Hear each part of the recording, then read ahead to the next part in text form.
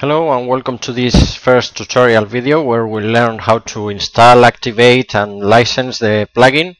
As we saw in the demo video, we will use this site I created regarding or related to psoriasis, which is a nice basis for creating these structures with the different posts, the different pages, and will be helpful for demonstration purposes.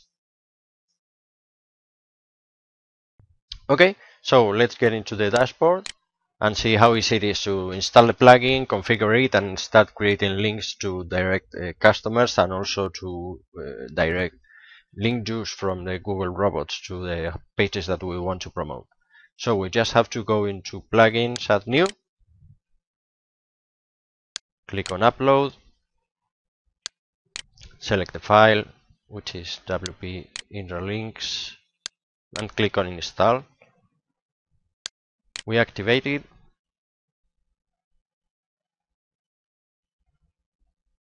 And you see that there's a new menu here called WP Internal Links.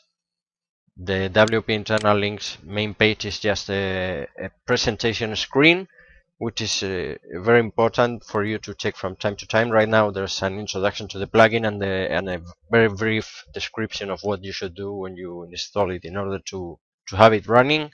So the first thing we have to do is go into General Settings and we have to copy the license key. We can now test it, and it says that the license key is validated and we can start using the plugin. If you now click on WP Internal Links, you will see that there are new submenus available because the plugin has already, or the license has been validated, so we know that you are a registered user. So let's get back to the general settings. Besides the license key itself, there are two introductory texts that you can, or you have to in fact enter here, and these are the texts that will be added before each link that is placed within the structures. For instance, if you want to add at the bottom or at the top of this post a message saying, hey, if you are interested in this topic, just click here to learn more about whatever. So let's enter something here. I have already some message here from another test I did before, and link 2, also another message that you can use. If you can always refer to the rectangle, the 8th rectangle at the top, and you can see what link 1 is and what link 2 is, the red or green arrows depending on the case. So the first message will be used for link 1s and the second one for link 2s. And now just for this test we will select to post a link at the top.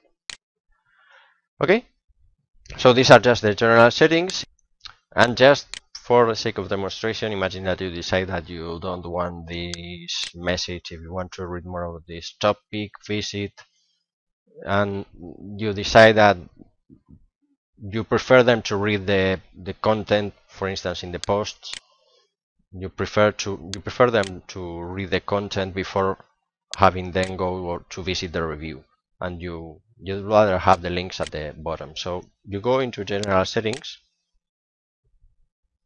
you just hit bottom here and change, for instance, instead of if you want to read more about, if you want to know more about this topic, you save the settings, and here we have the post. It said before if you want to read more, and it was at the top. We just refresh the page, and now this is the post, and boom, the link is at the bottom, and now it says if you want to know more. So these are the general settings for the plugin. I hope you understand them, and let's start creating some structures.